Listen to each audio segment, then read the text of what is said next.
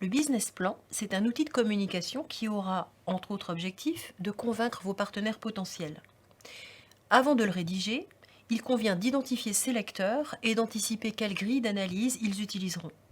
Le défi consiste non seulement à les inciter à lire votre document, mais aussi à les convaincre de la qualité de votre projet. La grille d'analyse doit donc être anticipée au préalable. Si le business plan a vocation à être consulté par plusieurs lecteurs au profil distinct, il conviendra peut-être d'en élaborer différentes versions. Le business plan présente votre projet. Il détaille les objectifs stratégiques, commerciaux et financiers que vous allez vous fixer pour les 3 à 5 prochaines années.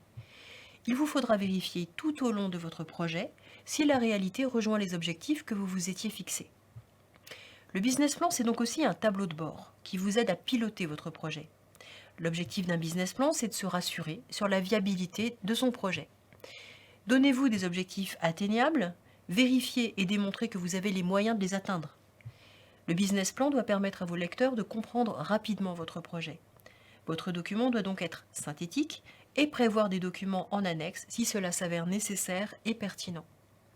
Il vous faut au maximum privilégier la qualité à la quantité d'informations. Pour convaincre un interlocuteur, il ne suffit pas d'affirmer, il faut aussi justifier ses sources. Pensez donc à recenser, puis citer vos sources, car il s'agit d'une convention et d'une pratique.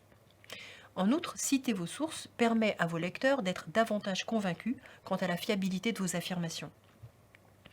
Il convient également d'identifier ce que souhaitent savoir vos lecteurs.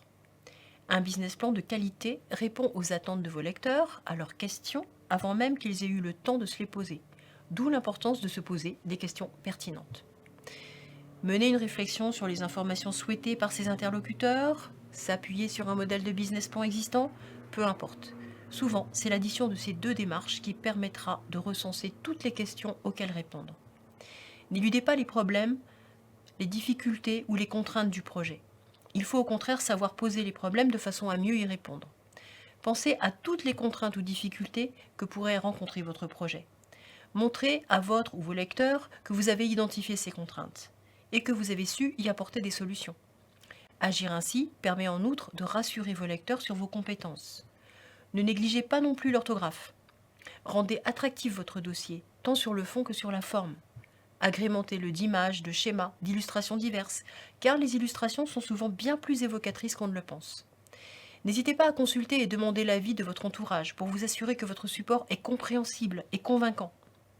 Si votre offre est très technique et que votre lecteur ne connaît pas la technicité liée à votre métier, il vous faudra adapter votre vocabulaire de façon à faciliter la compréhension de votre présentation par votre lecteur.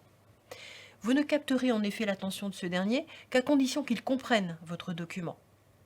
A l'inverse, si votre lecteur maîtrise la technicité liée à l'offre, il faut alors utiliser le vocabulaire propre au métier de façon à renforcer votre crédibilité. Notez pour terminer que le plus important est le contenu avant le contenant.